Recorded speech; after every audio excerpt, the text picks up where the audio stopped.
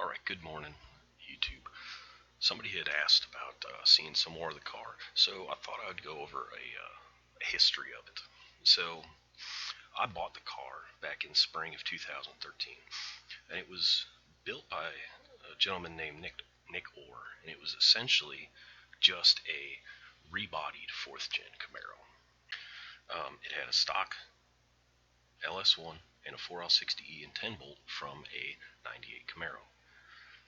He had painted it blue, and he had painted, done the LS swap, and done the interior. Now, I watched this car be built. He built it for his dad. At the time, he had a convertible Camaro that he had swapped and put a T56 and so on and so forth in. And then he wanted to do the same thing for his dad. And I watched his car get built in the forum days back in 2009 and 10. Once he built the car, it kind of fell off, and then his dad eventually sold the car. Fast forward to when I bought it in 2013, he had sold it to a gentleman, and then he was selling it again on the same forum that that this car was built on. So I bought it and immediately swapped out most of the suspension stuff. Put subframe connectors in, put Koni yellow shocks in, and BMR Extreme. I'm sorry, not the Extreme. The BMR Track Pack torque arm. So, anyways, I was trying to go for the sleeper look, so I painted the shocks yellow and then put the caster camber plates in, and then almost immediately moved down to Louisiana. And it had, as you can see, it had air conditioning in it, and it worked alright. It wasn't great, but it did help knock some of the temperature out. So drove down to Louisiana and started going racing with it. And the first time out, it ran a 1350. It wasn't great, but it was kind of to be expected out of it. Essentially a stock 4th gen, just with a better looking body on it. So took it out and was a little disappointed, so I redid the exhaust, and it had a Flowmaster muffler on it, and I swapped it out, put long tube headers on, built my own Y-pipe in the carport of the house that I was living in with a hacksaw and a flux core welder over the course of a 4-day weekend. Had it tuned by a gentleman that I met at the track. His name's Cody, and we then went 1280 with it. And then, as luck would have it, 4L60E gave out. No, God! No, God, please, no! No! No! No! So, got the trans rebuilt, put a Yank 4000 SS converter in it, and then started to figure out how to drop some weight.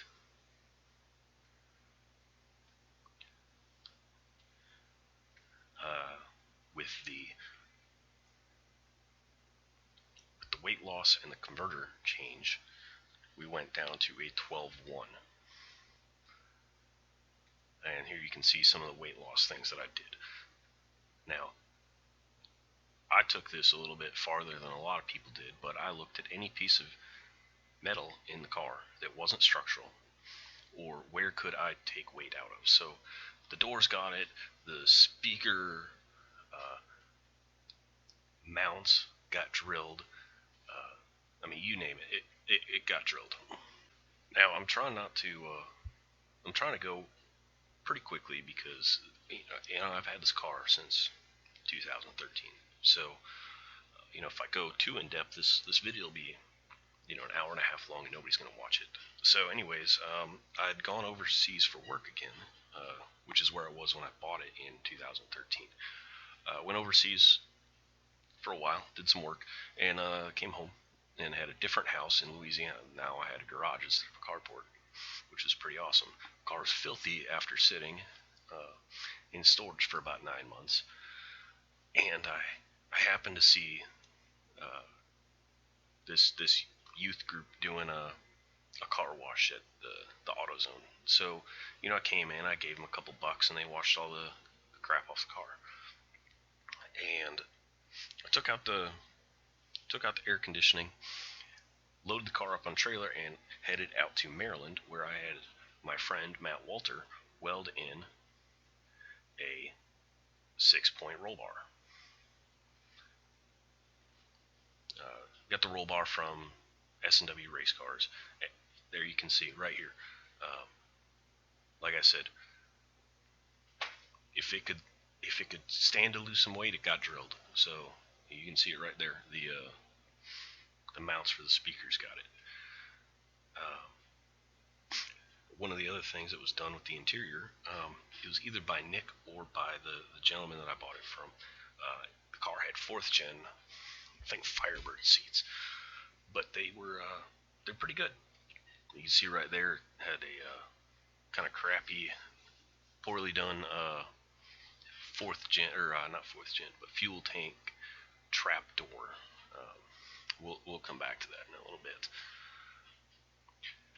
But we got the roll bar in, and over the course of one day, and then the next day we had a kind of a cookout thing, and he had another car there, guy by the name of Dave Shreve, and he has the red car, and then Matt has the white car. Now he's got Matt's big, naturally aspirated manual transmission guy. I think he's on. I think at the time he had a 370-inch motor, but now he's got a pretty big 427, fairly rowdy. He's in the middle of EFI swapping it right now as we speak. A pretty neat combination with the Holley high ram intake.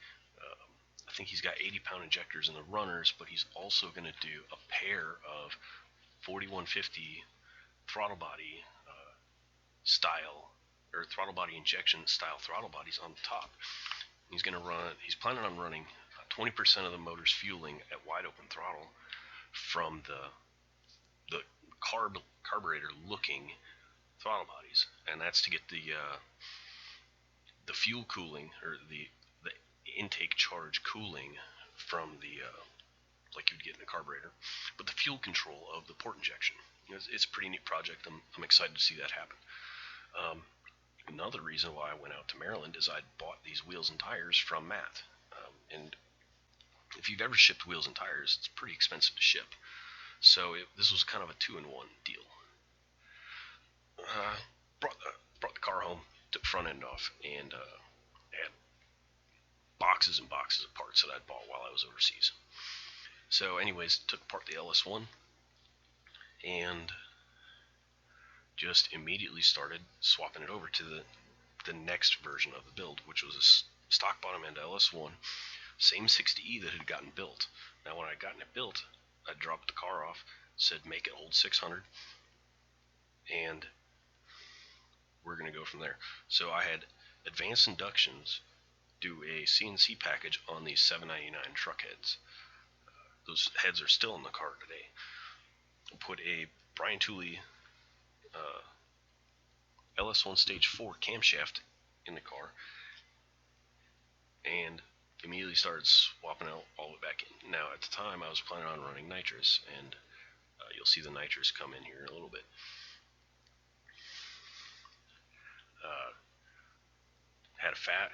Still have fast intake on there.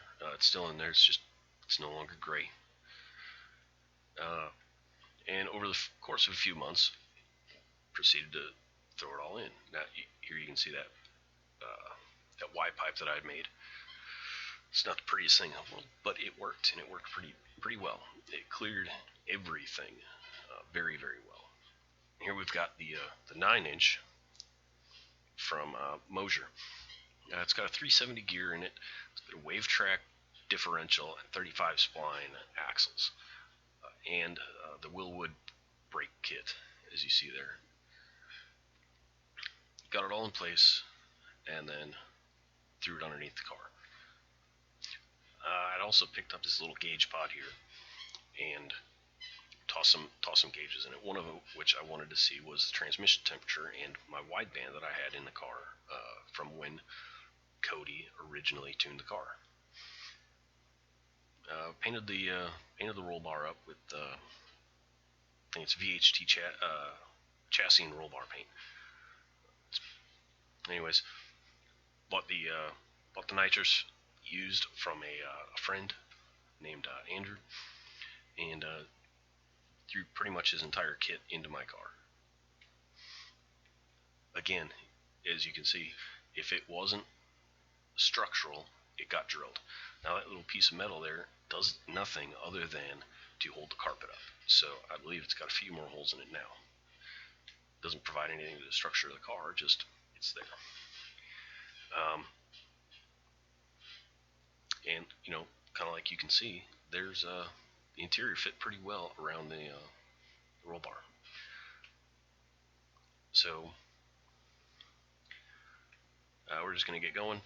Like I said, I pulled out the air conditioning and I put in this heater only box, so I still had the heat for defrost and stuff like that, and in the event that I drove the car and when it was a little bit cooler out.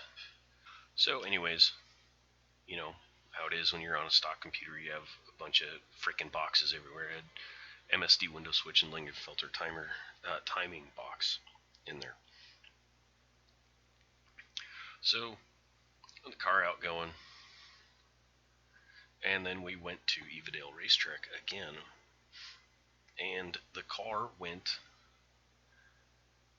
an 11.2 at 121 miles an hour. This was pretty good weather. I think it was January or February when we went, and it was about 50 degrees out, very low humidity. So how everybody's talking about boost weather in the fall, that's pretty much what it was that day. It was very, very good air. Did a couple wheelies, made a couple passes, and there, just like you can see, 11.2 at 121 miles an hour. Now, one of the things that I had found on that was that the stock belt tensioner wasn't up to the job, and it was pitching the belt off mid-track. So as I was making those passes, the car would shit the belt out, and I'd finish the run at about 230, 240 degrees and 8 volts. I mean, the car was barely running. So I made 2 full power passes and realized there just, something else needed to be done. So loaded the car back up in the trailer. A little disappointed, but on the same hand, I had lost a second, essentially, from the quarter mile time. So I was pretty pleased with my work. But we did not hit it with the nitrous. So took it back home, bought that manual tensioner from ICT Billet, and it's still in the car. And that was the first piece that I'd ever bought from them, which they would end up having a lot of their parts on my car. The other thing, as you may have noticed, it was twisting pretty good on the line. So I had the stock 4th gen sway bar in the car, and I ditched it and put the BMR Extreme, whatever they call it, anti-roll bar in the car. And again, in the quest to save some weight, I had bought a Kirky seat, and I can't remember the exact weight savings from the car, but later on when I get the second Kirky, it was actually, both seats were just a touch lighter than one of those 4th gen seats. And so then we went out to our Cars and Coffee, and you can see another one of my friends, Jordan's 5th gen rather, parked next to me. So about this time, we moved out to Georgia. So moved out to Georgia, and we did a couple Cars and Coffees. I had some issues with the fuel tank. mostly my own stupidity of plumbing the car and accidentally hooked the vent line up to the return of the sending unit. So anytime that I hit the brakes or try to top the car off, it would just puke fuel out until, you know, because I'd essentially made my vent into a siphon. So pulled it out there and fixed that. I also had a leaking axle seal. So, you know, 20 minutes of work and popped that new guy in there. While I had it out, the upper panhard bar support, it needed some weight loss as well. So I, pulled it out, drilled a bunch of holes in it, and popped it back in. Now here's a neat little trick that I like to do. It makes doing a nut and bolt check on your car a lot easier. Is once everything's tightened, I'll go ahead and paint a little line on the bolt head, the washer, and on the chassis, or whatever part I'm bolting it to.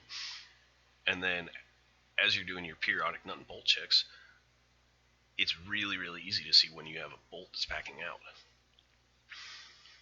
So went and raced the car again, and it was slow. It was down about 2 to 3 seconds, and my wideband was reading ridiculous. It was, I don't even remember what it was reading, but it was way, way lean, and couldn't figure it out. I had just bought HP tuners, and none of it made any sense to me. So, anyways, I had a little conundrum on my hands. At this time, I'd been wanting to do Drag Week since their first year doing it. Was sitting overseas for work and was reading Hot Rod magazine back when the cool thing was to get the magazines every month. So I'd always wanted to do it, and was finally in a position where I was able to do it.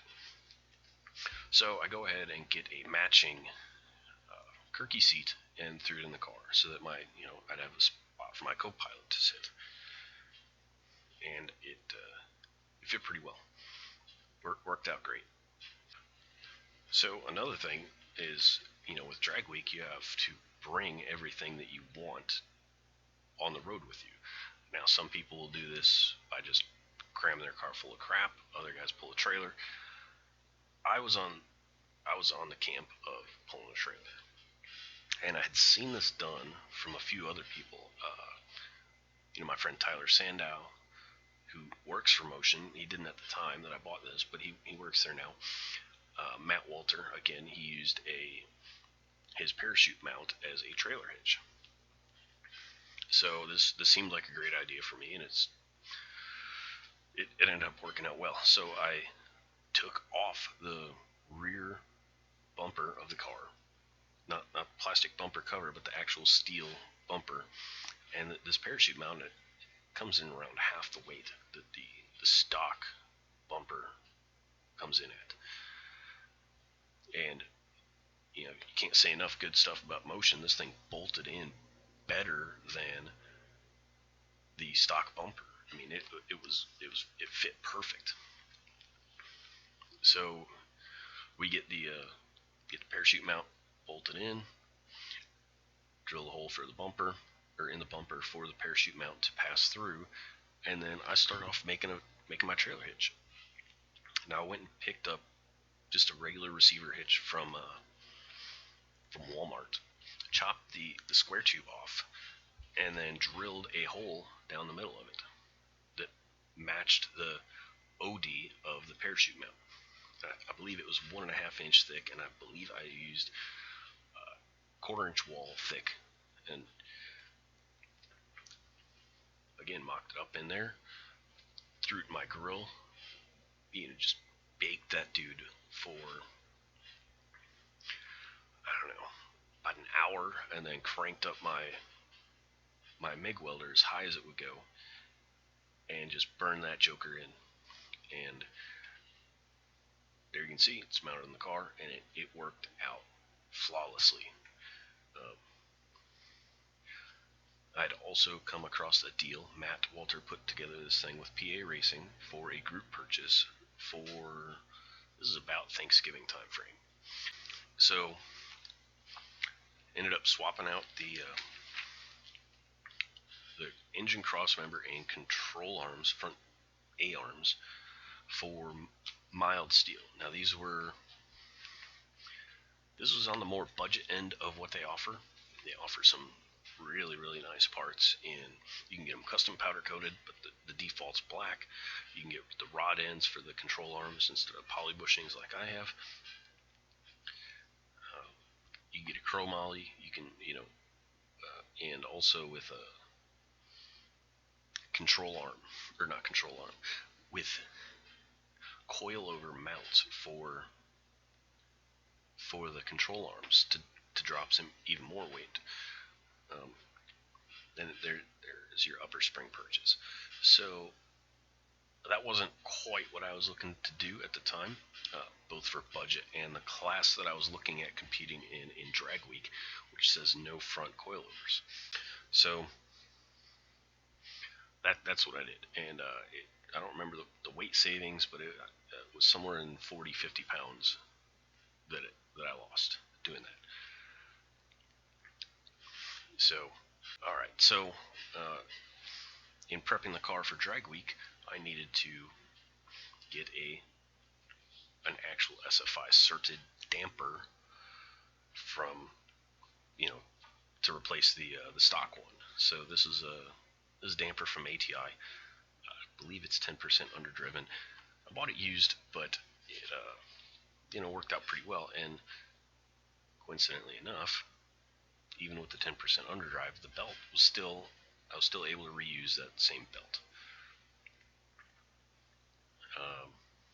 Cleaned some stuff up, painted some stuff that was a little crusty after, almost 30 years of this car being on the road.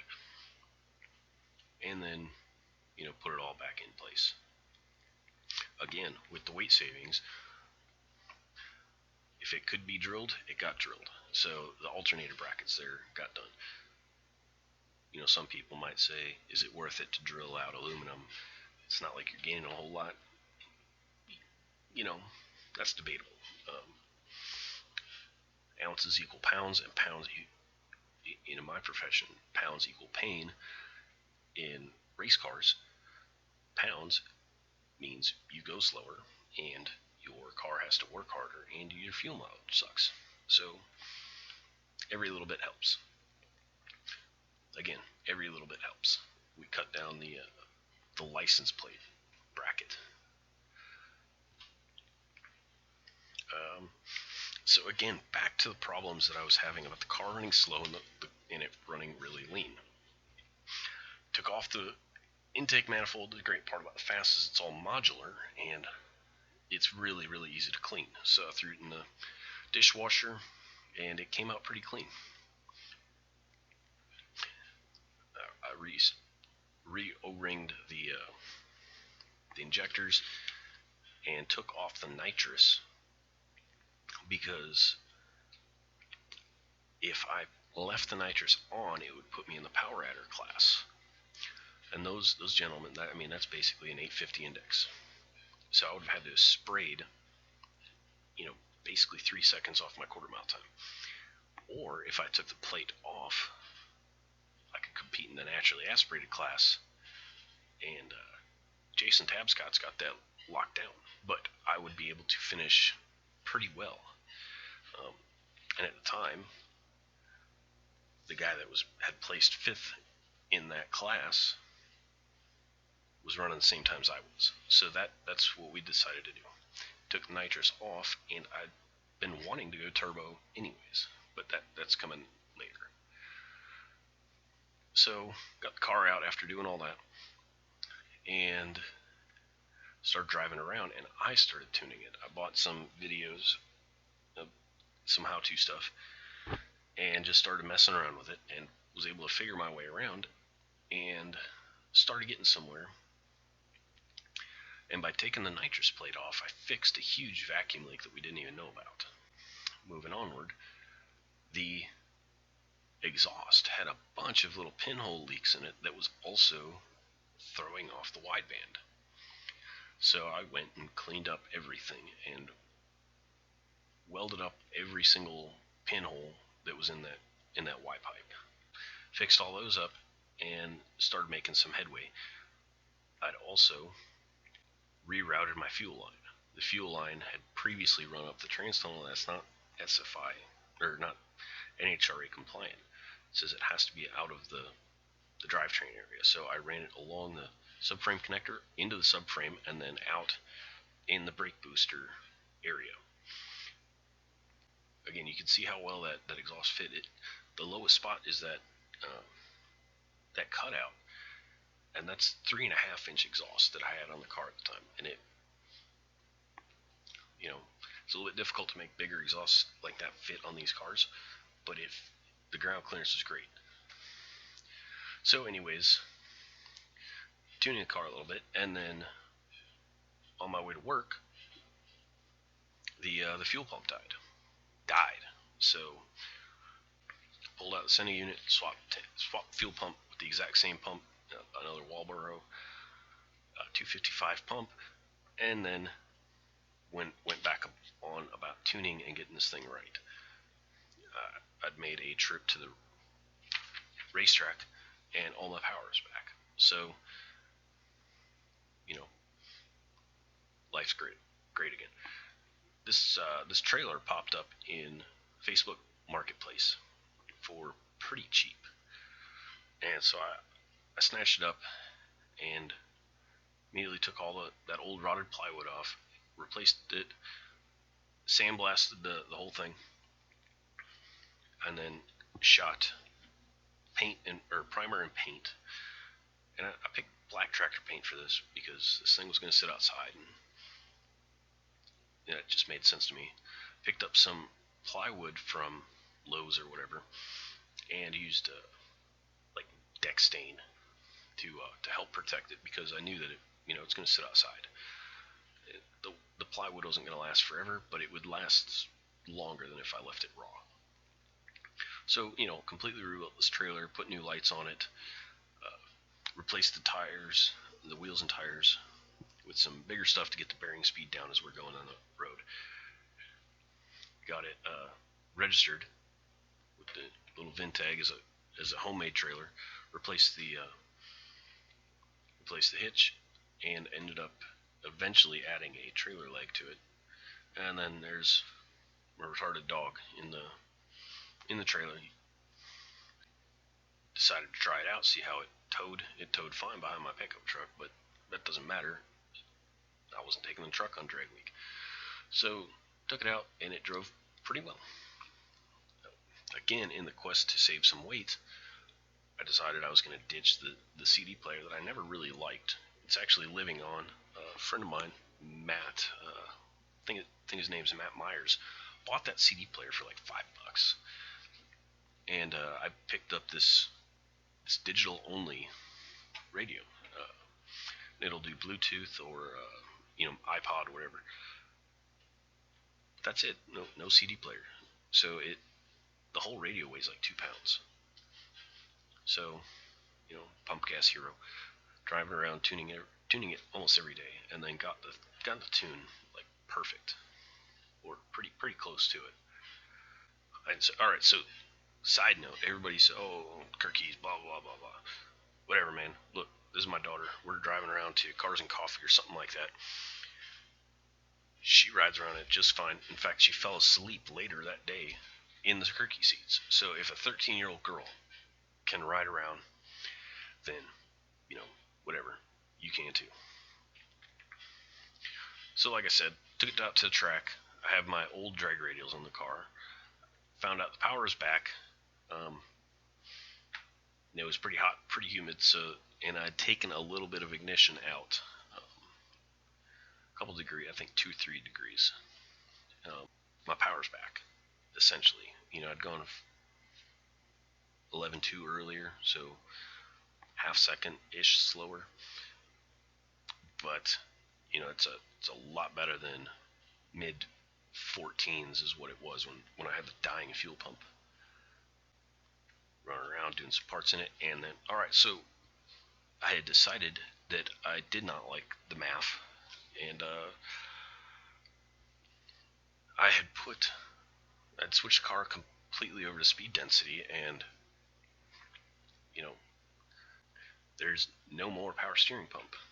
I dropped that and put a steering box from an 80s four-cylinder S10 in there, and you go from about 40 pounds setup to about 20 pounds. So took another about 20 pounds off of the weight of the car. For drag week, decided to switch out the slicks. The previous ones were like a 28 by 9 slick, bias ply slick, and I picked up these Pro Bracket radials for drag week. It seemed like that was just one more smart move as far as drag week goes, or preparing for drag week, was to go to a brand new good tire. Had them mounted on, and had to immediately throw the race wheels on and see how it looked. It also picked up this 4th gen console mainly because it gained me 4 cup holders and 2 more 12-volt outlets. So I was able to charge phones and have the GPS going and run something else while on drag week. So seriously, this thing's way cool. And so then the last thing that I needed to do in order to prep for drag week was to switch out these piece of shit rubber. They were probably stock from the motor back when it was made 20 years ago, to these ICT billet solid aluminum motor mounts, and it was great. So some love for Brian Tooley, the boys over at BTR. And yeah, and then like the last week before going on drag week, doing oil change. Alright, so I'm not going to go too much into drag week. I could probably go on for about an hour about the drag week and everything. But here's a couple pictures of it. We got right there, we got my friend Josh. His beautiful, beautiful Mustang. That's Z-Max, which is pretty neat facility. We stopped at Charlotte because we were right there. So one of the things that we ran into on this was I had the car aligned previously at I'm not going to say who the shop was, but it was not a very good shop. The tech bitched and moaned, oh, you'd cut the coil springs, and this car is illegal because it has a roll bar in it, and blah blah blah. He put zero effort into trying to align the car, and I was never really happy with it, but it drove fairly straight. Well, one of the issues that we ran into was that when I had test drove the trailer, I'd done it empty. I didn't load it. What we found was that and you can see it here, the axle of this trailer is a little bit, well, quite a bit farther forward than it should be, which ended up putting a lot of tongue weight on the car. It ended up raising the front of the car up, which threw the alignment off. And on the first day when we went from Atlanta to Darlington, it basically chewed through the front tires. I mean, the toe and the camber were off, and it just annihilated those tires. So, and we didn't even get halfway through, and we were concerned that the tires were going to blow. So I called up, when we got to Columbia, South Carolina, I called up my friend Jay, who has a 3rd gen, and I said, do you have any wheels with tires on them, or do you have a spare set of wheels that I can borrow? He said, sure. And so, he came out, rescued me off the side of the road, and I had brought my old drag radials as a spare set of street tires. And on the side of the road as we're looking at these tires that are just wasted. We put the old drag radials on the rear and put the rear street tires on the front, and finished out the rest of that day's drive. Then after we raced at Darlington, we had stopped by Walmart and got the cheapest 15-inch tire that Walmart had that would essentially work, or with those 15 by 7-inch stock early Camaro wheels. So we do that, and we just finished out the rest of the street driving on these ugly black plastic dipped wheels, but they were free, and I think the tires cost like $40 each. So finished that out, and we did an alignment on the side of the road with tape measure and eyeball in order to get the car to drive better. So all right, there we go. We're outside of Bristol, Tennessee, and my friend Rye Klemp is there with his copper-colored Mustang, and Mike, his name, friend Mike with the G body there, and we had a little mini party there, as one does on drag week. Some parking lot pizza and beer, and just kind of shot shit with Rye and Scott Klemp, or Rye Klemp and Scott Sublet, and some of the other competitors. And this was a pretty damn sketchy hotel. So there was some guys from Sweden, I believe. They were there and they were following along. And so they blocked our cars in so nobody could mess with them. They blocked their cars in with their rental cars overnight, which that I thought was pretty cool deal. And everybody on Drag Week's awesome. This is the first day of Drag Week, the tech-in day. We're standing out, or cars are just lined up outside of Atlanta waiting to get in. And here's the tech day, one of the first checkpoints, and here's another one of the checkpoints. And we just parked, and have to take a picture at the checkpoint, and then talk to Doug and Andy from Motion, and a few other guys. I think I'm loading in the race tune, although it could have been the street tune, not really sure. But so I did have two different tunes for Drag Week also.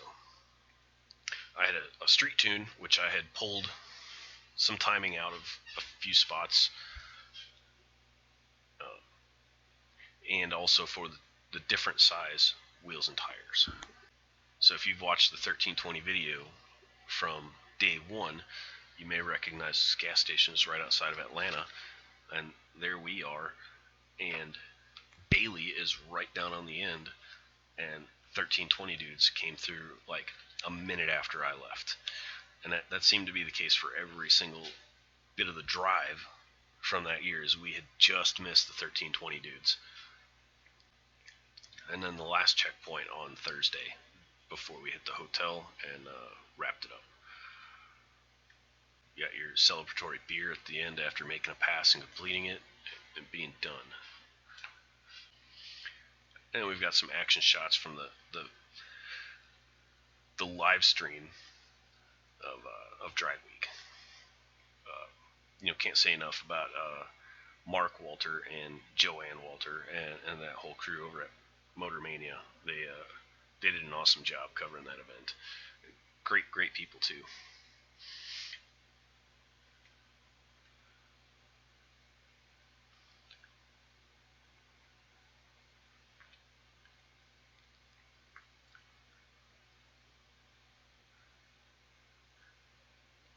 Oh, and so my final gift from Drag Week was the nice people of Tennessee. They wanted to take a picture of my car, and they charged me $50 for this. They also said in their little letter that allegedly we were going about 15 over the speed limit, but whatever. I thought it was a pretty cool picture, and it was also really funny.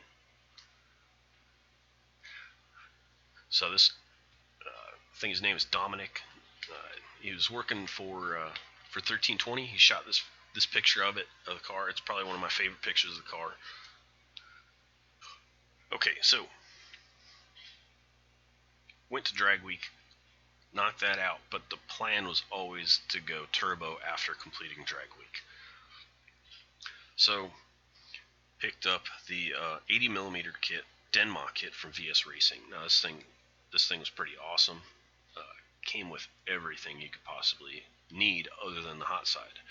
So it came with the turbo, came with intercooler if the car will ever, or computer will ever start cooperating. A whole bunch of aluminum pipe, a million couplers, turbo oil feed, drain, blow off valve, wastegate. Yeah. So start working on that, take front end off the car. I tried to get an idea of where to put this monster because it's pretty big. So came in, cut off the front end, cut off the frame horns from the core support forward, and cut the battery trays out of the front end here because I knew that I was going to put the cold side, route it through here. Picked up a set of truck headers, or truck manifolds rather, flipped them around forward, chopped them off, and picked up V-bands and collector outlet and fender trim ring from Monkey Fab. Welded the V-bands onto the truck manifolds. They're cast steel, so they weld really, really nicely. And then just started burning, tacking everything into place. Put mounted the turbo there with a piece of angle iron welded to the subframe. That's about the only spot that turbo really fits worth a shit. So put it in there, got it all mounted, started building up the hot side. Once I got that done, I start working on the plumbing and mounting the intercooler. So got the intercooler, or the intake tubing all welded up. Start working on the oil pan. This thing was pretty nasty after 20 years of life, so again into my dishwasher parts washer, and got it all cleaned up, had the bung welded in. Life's great. Picked up got this for Christmas from my parents, the battery box, because now there's a turbo in the spot where my battery used to be. So this thing's pretty slick. It fairly cleanly mounted, I thought. Got the a Summit brand disconnect switch, and then Rye had this whack off sticker on the back of his Mustang. Him and Logan do the channel clapped out, and bought the sticker for, I don't know, a couple bucks or whatever, but everybody likes it. So everything up to this point was all with mandrel bends. But in order to clear the shock tower here, I needed a much tighter radius than anything that I could find. So I used pie cuts, and the tightest radius that I was able to find in 4-inch, which is what this downpipe is, was 6-inch. Well, I needed about a 3.5-inch centerline radius. So no big deal. Harbor Freight chop saw, and got to chopping and snaked it around. It was still on the factory ECU, and needed a wideband, or not, a narrow band to go next to my wideband to make the stock computer play nice. But I didn't want to have two narrow bands stuck in there, so took a page from Sloppy Mechanics Matt. He'd done this on his Colorado, so I thought I'd give it a try, and it worked out very, very well.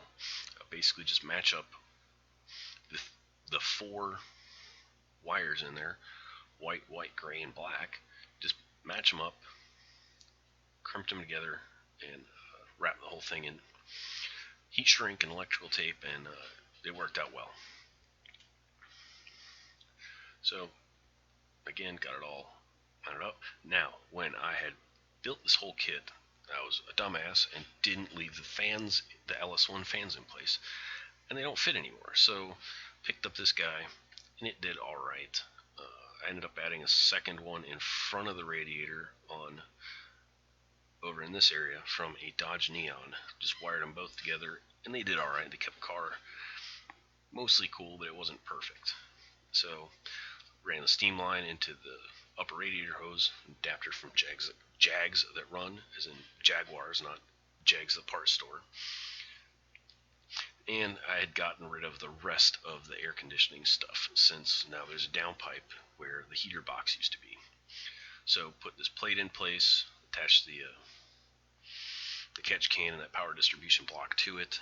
The power distribution block had previously been up by where the turbo is, so that was, get rid of some of the wiring. Drilled a hole in the fender,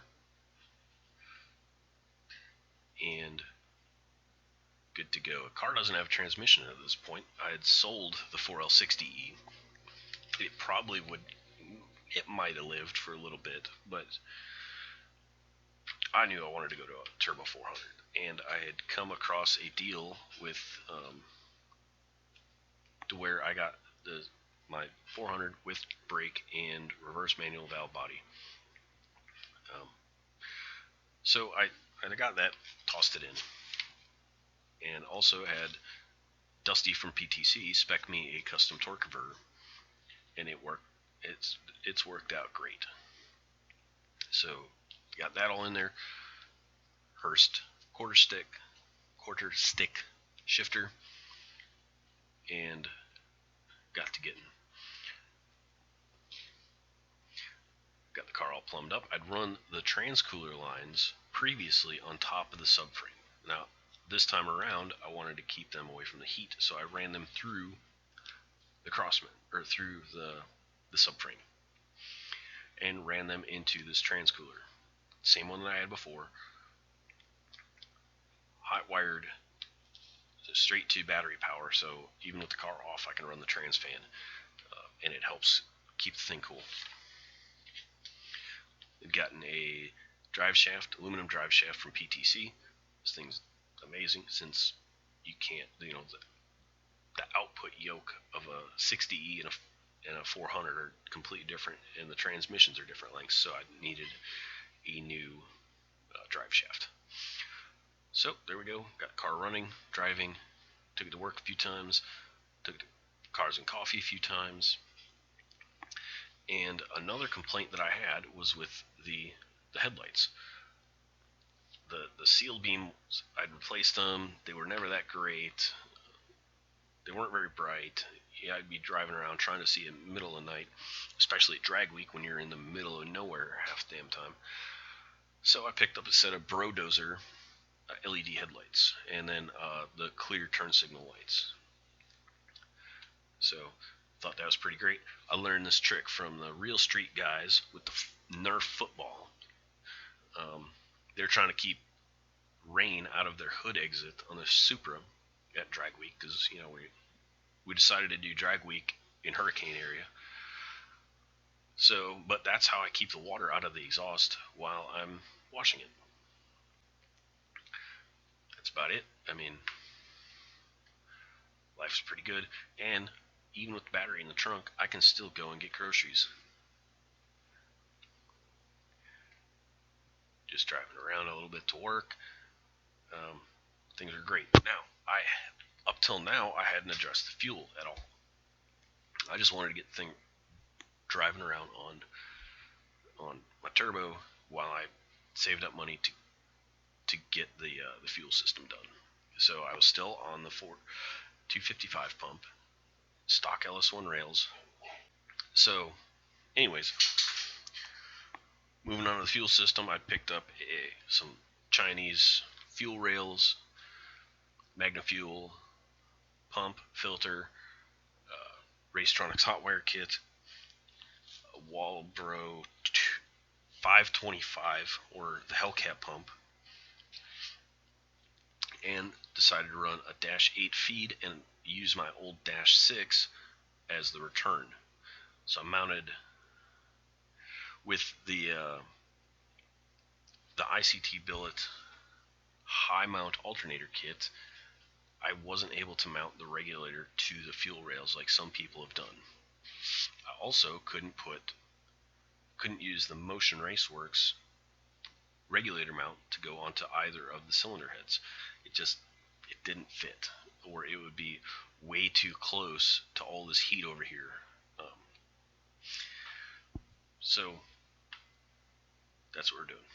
So it's a little ugly, but it works. Mounting over here onto the horn bracket. So moving on, doing the Hellcat fuel pump. I've got the old vent line and charcoal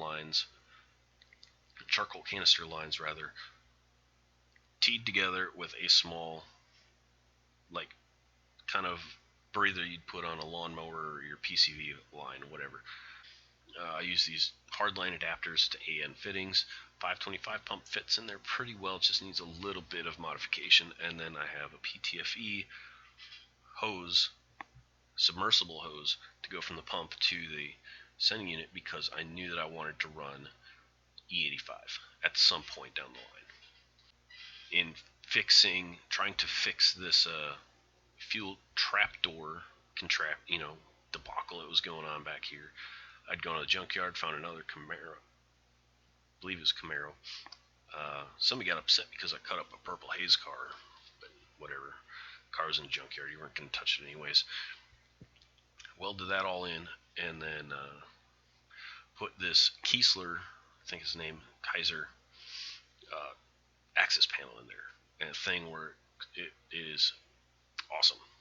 You get right at the fuel sending unit.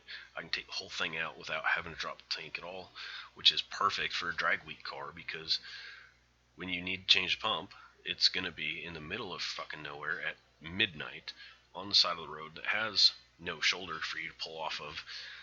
And that's not time on an F-body car to drop the rear end, drop the exhaust, drop everything else, drop tank that's probably full, fuck all that noise, and just do this. And the carpet covers all that. So I got the hot wire kit in there. It is going directly to the cutoff switch. So kill battery power just like rulebook says to do. Hit the cutoff switch, pump dies, everything in the car dies. I'd also stuck the content sensor from like a 2016 or whatever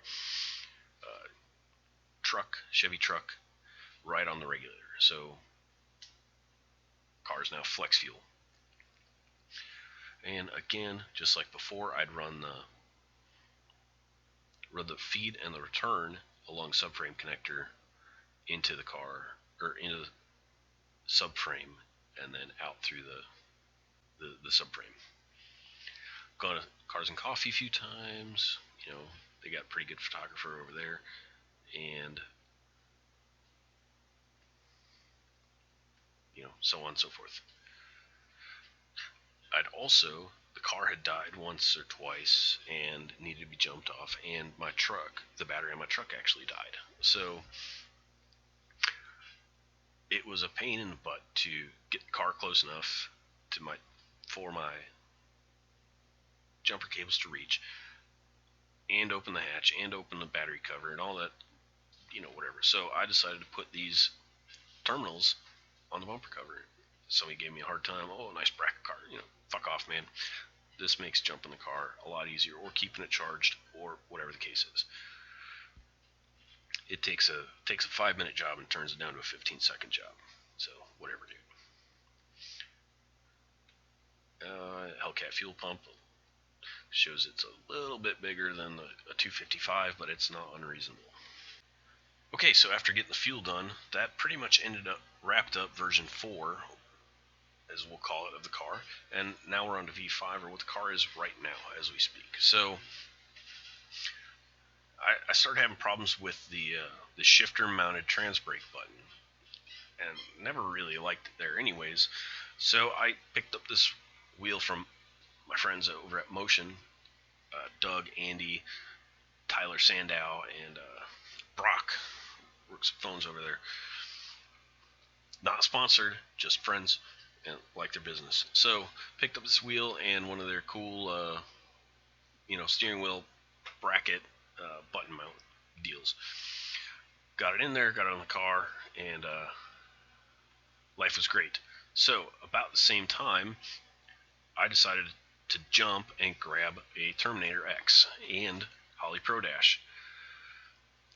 So pulled dash out, got computer mounted, ripped out all of the stock P01 computer and wiring and harness and everything else that was left over from the stock wiring from inside the car.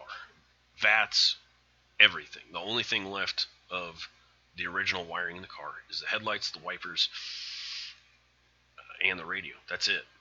Everything else is brand new or from Holley. So cleaned up the wiring. It got a little bit better in here. Obviously this is an in progress shot. But picked up Pro Dash,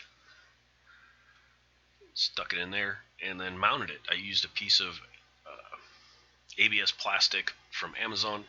The texture of it matches the stock stuff perfectly, and just used the stock gauge cluster trim to trace out the pattern and then mount it, and it fits beautifully if you've seen any of my other videos.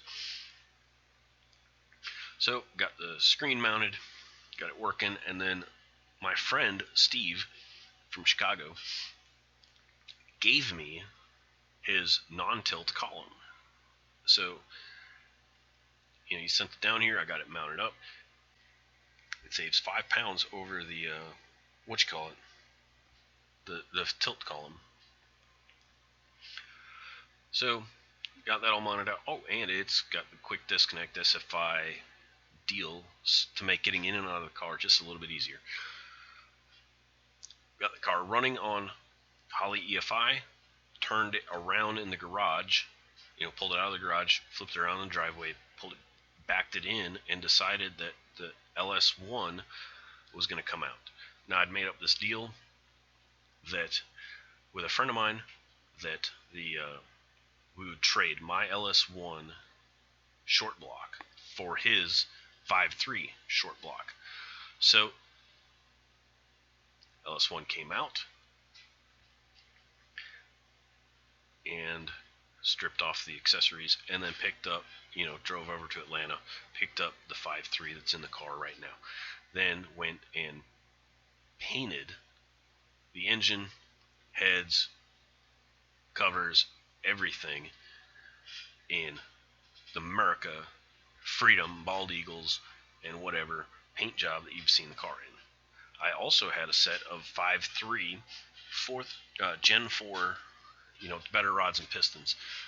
So I opened up the ring gap to 30 thousandths, good for boost, and assembled it like a caveman in my one car garage.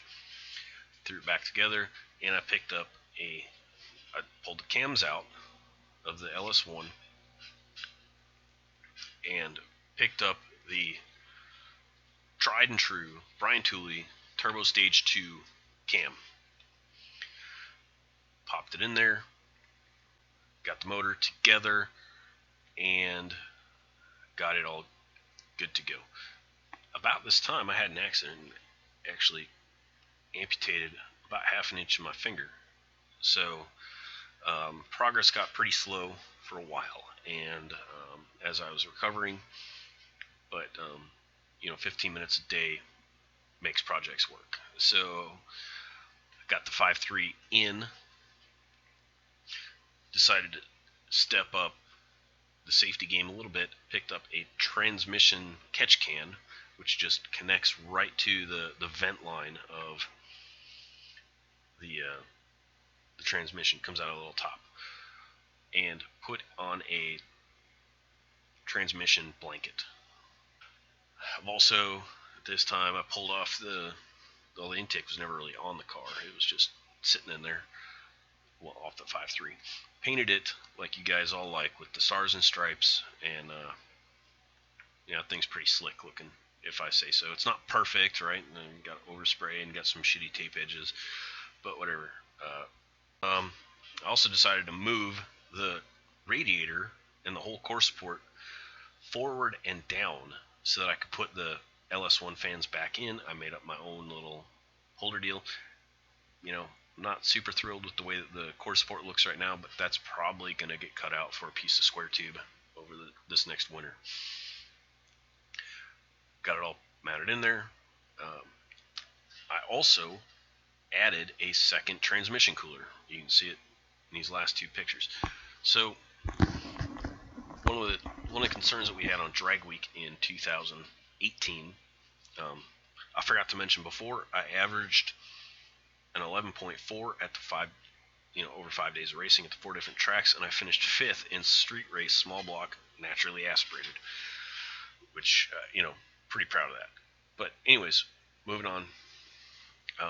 One of the things that we had an issue with was transmission heat, particularly in the mountains.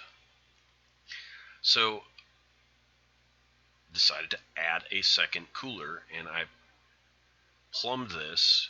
You can kind of see it there. I'd plumbed it to where it enters the bottom of the rail cooler with the fan that's still in there, still wired up. Goes in the bottom of there, comes out the top, loops back down to the bottom of the tube and fin cooler, out the top, and then back to the transmission. You can't really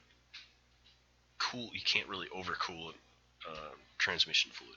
So I did that, and my transmission temperatures are now laughable. Driving to and from work, I think my transmission temperatures go about, by the time I'm done, they're about 30 degrees above ambient. So, that's pretty decent.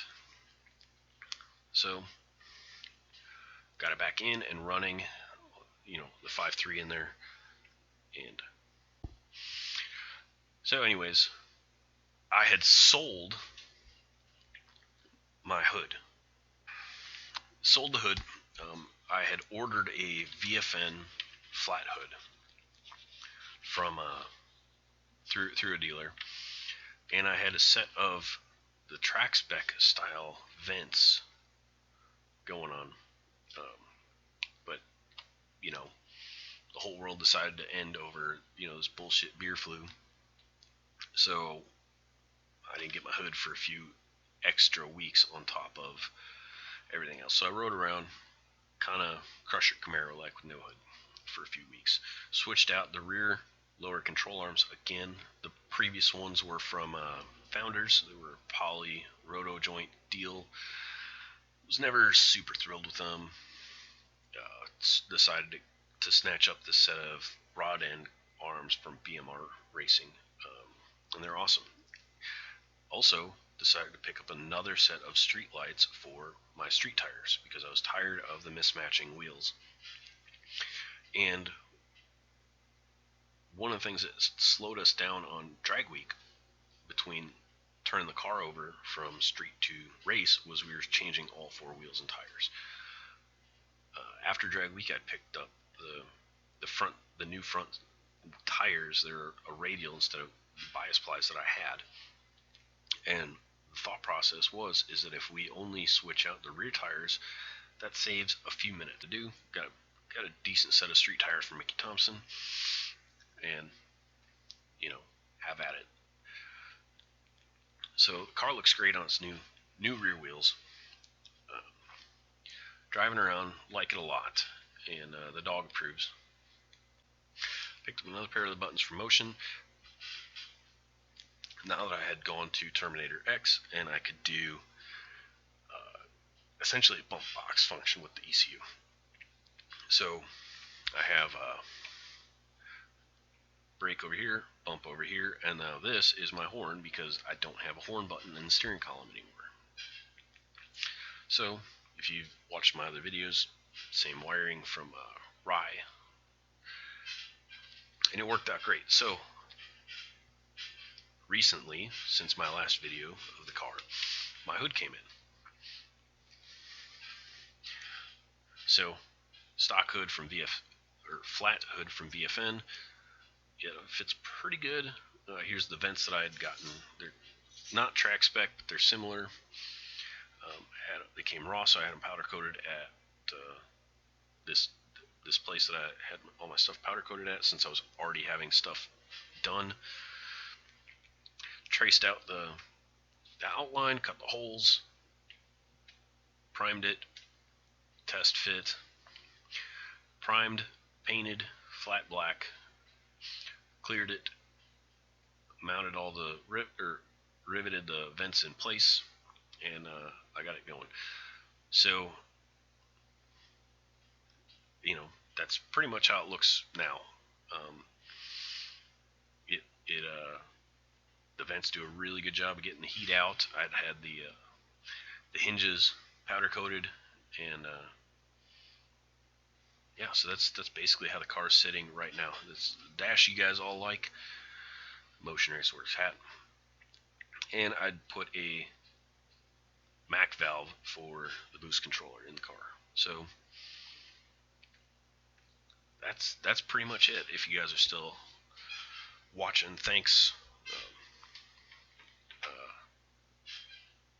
Glad there's interest in the car. All right, have a good day. Wash your hands.